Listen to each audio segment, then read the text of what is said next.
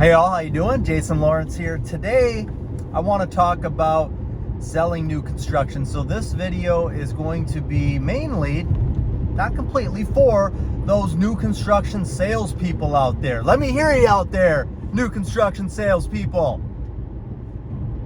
Oh yeah, I'm just making a video here. Okay. Anyways, this could pertain to realtors too.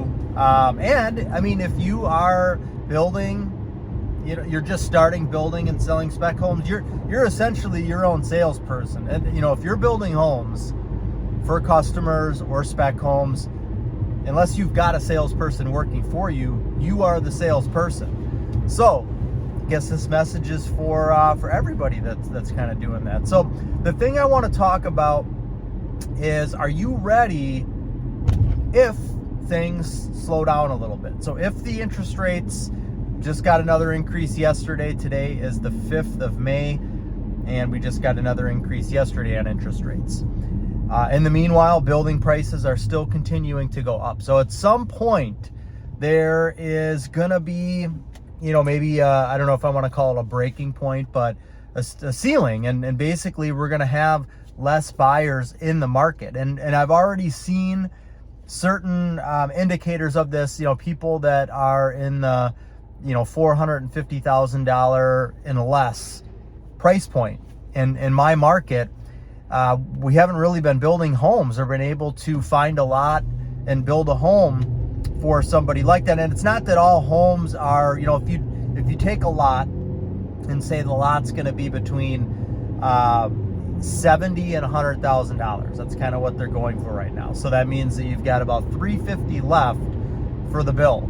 And it's not that you can't build a house for $350,000, but the home that you can build for $350,000 is going to be, 1,500 square feet or so. So if you've got a lot for sale in a neighborhood, but the minimum square footage requirement is, 18 to 1,900 square feet in there, well, now that $350,000 home at 1,500 square feet ends up being, 400 plus. Now you add the lot back in there, and you're out of the price range. So it's already taking some of the buyers out of the market. When I started selling new construction and real estate, it was 2008. So I started when things were crappy. I mean, we had just started and we're getting into the housing recession, and I rode that low wave all the way through. But basically, what if, you're a new construction salesperson, and unless people start coming into your model, and unless people start calling you, unless people start inquiring through the maybe your website or whatever online sources you're getting leads from, what are you going to do? And I want to bring this up because in the past 10 years, it's been easy. It really has. I mean, I too even need to go back and sharpen some of my skills, but it's been easy. You've pretty much been an order taker for the last 10 years. You've been able to, occupy a model home. You do open houses there. There's traffic that's coming through. You're getting online inquiries. You're getting phone calls.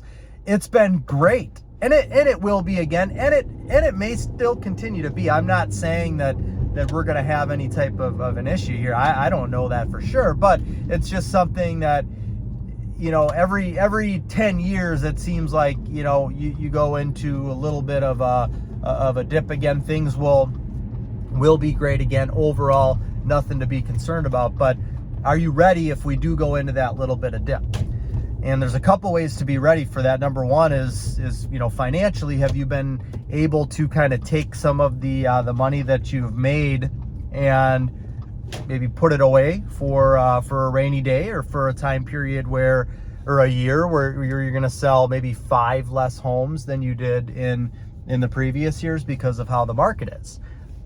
So that would be one way to be ready for it. The other way would be honing in on your sales skills. I mean, start reading some books, start listening to some audio, and I've got recommendations for all of that. Start getting some training, and that is something that I do offer.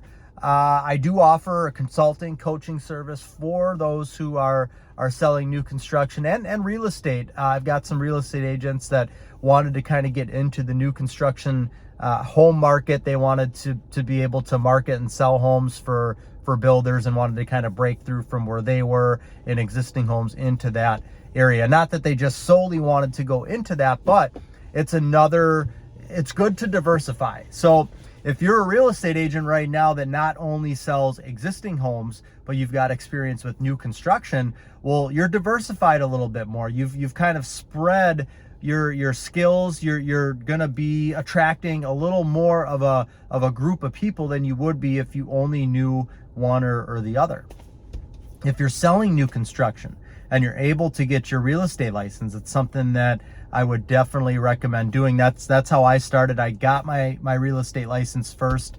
I didn't need it for the builder that I work for, because when you're selling new construction, you don't need your real estate license for it. But it did actually come into play if, you know, that builder was going to build a spec home and they were going to sell it, because then I would need to write an offer to purchase as opposed to a construction contract. If somebody's building through the builder, I don't need my real estate license. But it gave me the ability to help those who I work with find a lot, purchase the lot, and I can earn a commission on doing that, sell their existing home. So when things were a little bit slower, I was able to get the lot purchased. So you get paid a co-broke for writing an offer on the lot, and you get your commission that you make from the builder for selling that new construction contract. And then you can get their listing. You know, if they're building a house and they own a house, they need to sell it. So you can get 3 commissions with one person, and that's a way to maximize if there are going to be less people in the market. And that's something that we could cover too in my coaching and sales training. But books, you know, there are some books out there. Tom Hopkins, How to Master the Art of Selling Anything, was the first book that I ever read. My dad gave me that book. Started my sales career with that book. It was a great book. I mean, there are a lot of techniques that may seem kind of old school in there, and you may have never done them. If you started selling anything in the last, 5-6 years, it's been a great market. You haven't needed to really have skills for people that have an objection. If somebody, for example, says to you, well, I don't want to buy this house, it's too small. And maybe you're like a deer in the headlights, like, oh, okay. You don't know what to say or what to do. What you would say is, well, how much larger would the home need to be? Or if somebody says, I love the house, but this living room is just way too small. Well, how much larger would the living room need to be in order for it to work for you? Or is that the only thing in the house? Everything else about the house you love, and they give you the reassuring yes. And there's not a lot out there on the market right now, and I realize that the living room is a little smaller than what you would like here. But if everything else checks all of the boxes, is it something that you could make work? So you're kind of giving a question back to them, making them think about it again, as opposed to them just dismissing it and moving on. Or if somebody, the biggest price objection, it's just too much. It's too much money. And instead of just, okay, all right, see you next time. If you know anybody who wants to build, let me know.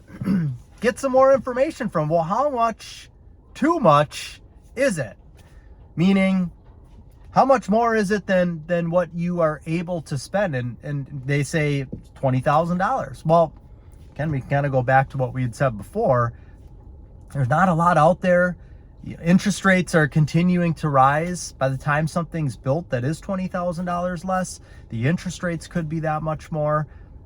I know I said this before. There's not a lot of inventory out there, and the building costs continue to increase. So we may start building another home just like this one, or even smaller than this one next week. But by the time it's done, it's going to end up being more than this one. So I understand that $20,000 is a lot of money, but when we're talking about a big figure, $350,000 or $700,000, $20,000 is, maybe it's worth spending that extra just to know that you're going to be able to lock in to what this interest rate is right now. We don't know what it's going to be in a month or 2 months from now.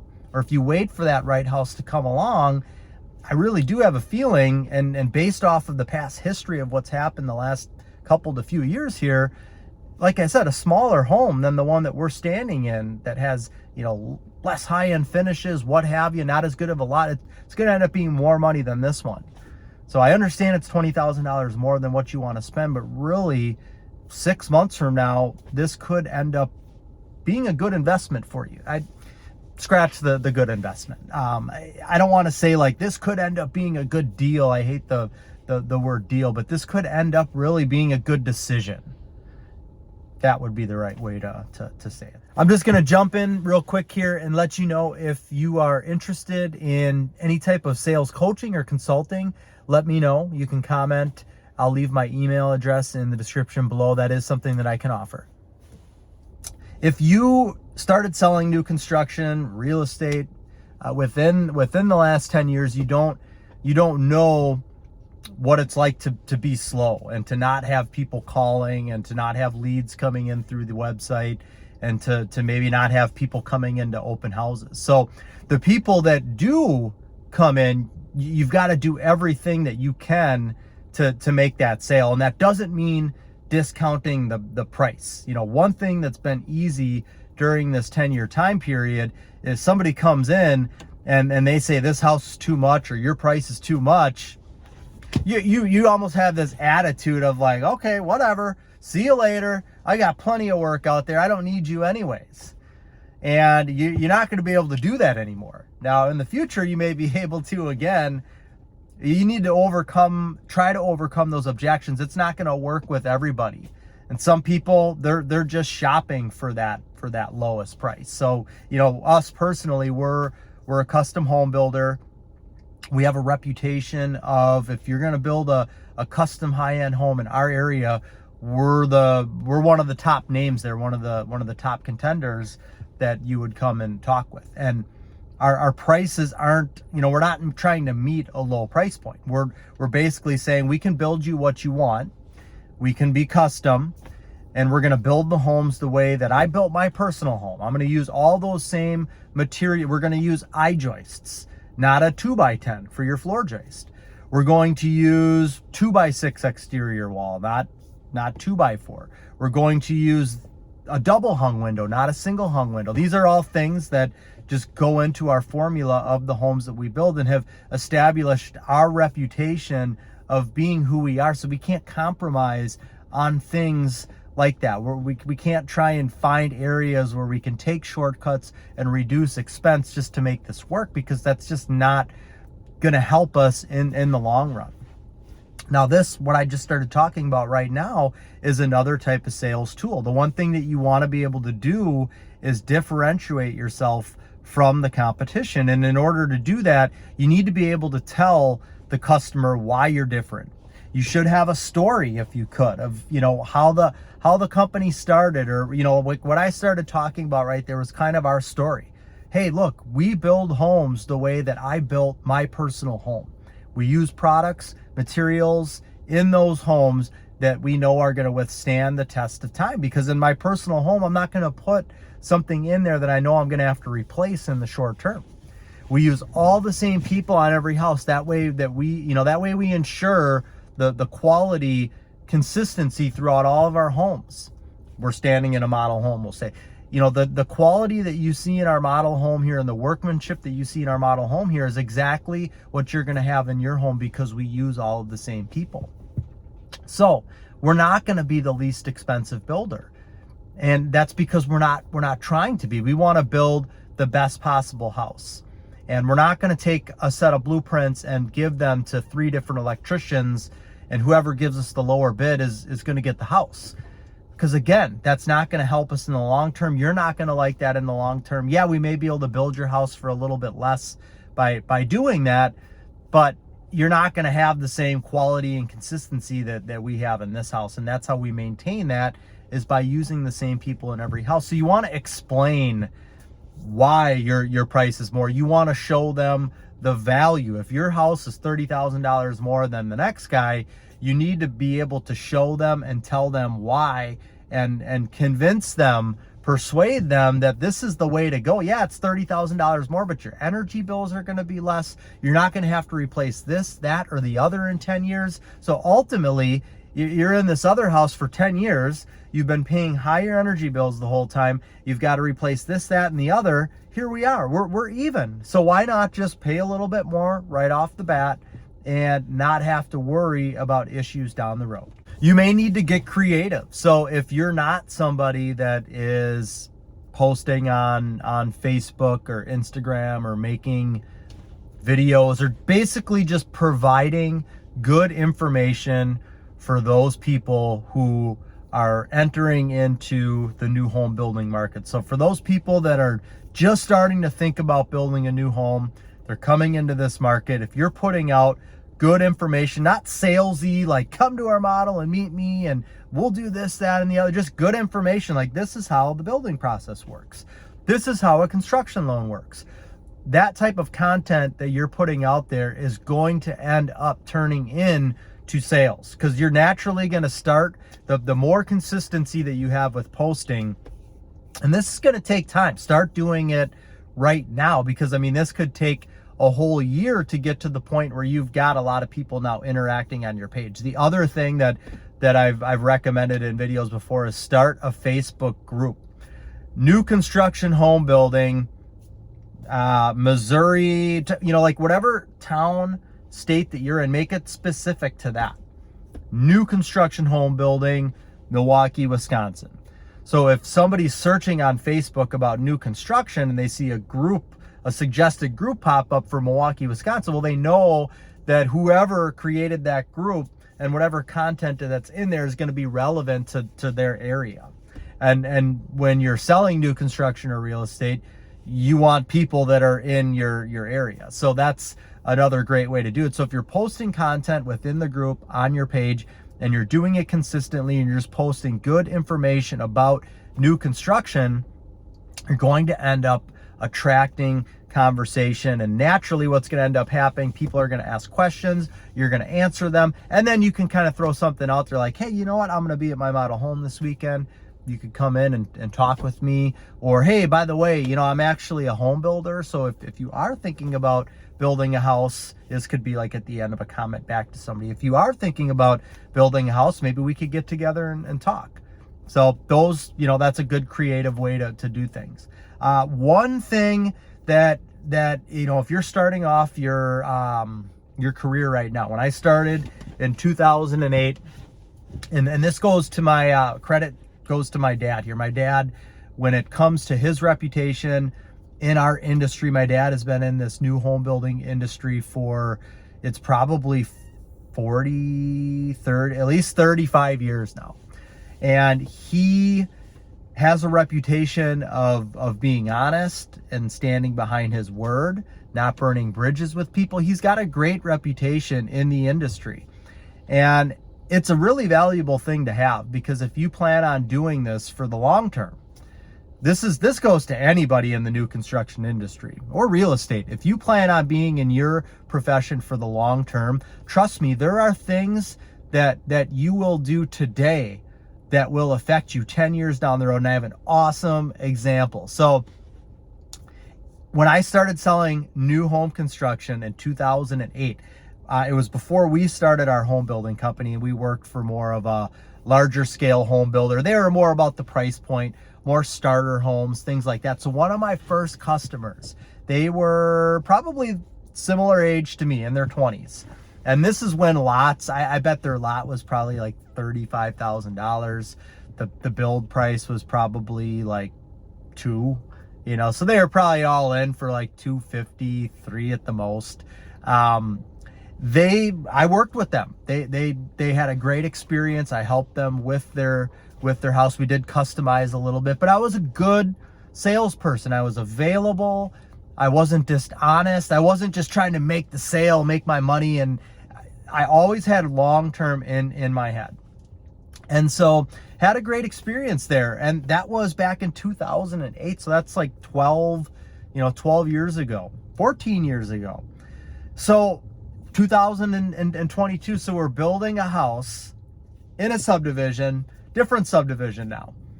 Now they ended up and I know this, they ended up, because I've kind of kept in touch, they've reached out over the years. They reached out a few years ago, and she had a blueprint and asked, okay, what would the bill price be on this home? Kind of gave them a ballpark. Again, we're not about, not that we're overpriced, but again, we're not just trying to hit a low price point. So somebody else gave them a better number. They ended up building with them. No biggie. Times were great. They still are.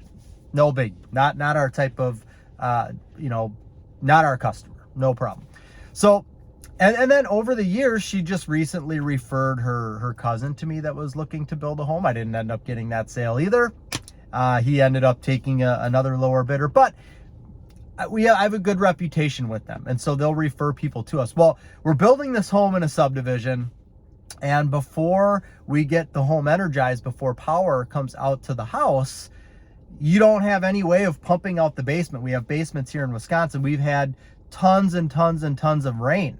And if your basement fills up with water before the basement floor is poured, that can cause a delay. You need to pump all that water out of the basement. You don't want water sitting in your basement, especially when the weather warms up, because if you've got moisture in the basement, you've got floor joists in the basement, you can end up getting mold. So it's not a good idea to have water long-term in the basement. Short-term, no biggie. Lumber gets wet. It's made to get wet. It's fine. You can have water in the basement. You just don't want it sitting in there for weeks on end. So my dad goes out there, and traditionally, he'll go to the next door neighbor, knock on the door. Hey, would it be okay if we plugged into your exterior outlet to power our sump pump, to pump out the basement? And, sometimes we can offer to pay. Most people are like, yeah, no problem, no problem. So the next door neighbor, my dad leaves a note on this person's house because nobody was there. And they call my dad back, and they're like, are you Jason Lawrence's dad?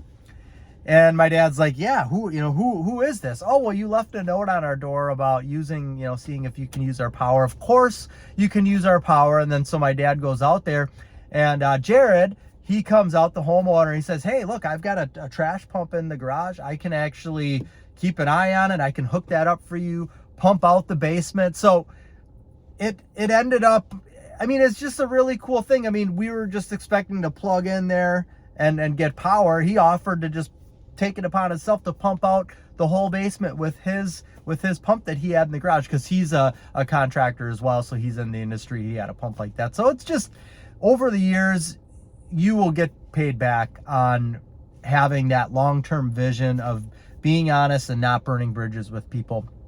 I'm going to turn this whole thing into a series, because I've got a lot more information to give, and I don't want these videos to be too long, but I'm going to leave it at this. One of the other things about not burning bridges, and this is something that I've done over the last 10 years, when a realtor brings in a buyer to build a house with us, we have to, and we offer to pay that realtor 2% co-broke. It ranges between 2.4 and 2%. Things have been really good, so 2% is what we've been doing. And we haven't really needed to do that again, we have enough customers coming in to where I don't need the realtor's customer, and then I have to pay them 2%. That's a lot of money that now we're going to make less, or we've got to figure into the price. But we stuck with it, because my thought process was, when things slow down, I want to have as many resources as possible. So when things slow down, I want to be able to reach out to all of the realtors that I know and say, hey, look, do you have anybody that is looking to build a new home? And because we've been on it, we've told them that we're going to pay them a co-broke. We've paid them a co-broke. We've been good about it. There have even been times where people have just come in, we've started working together, and all of a sudden I find out, the realtor will call, a week later, hey, those are my clients.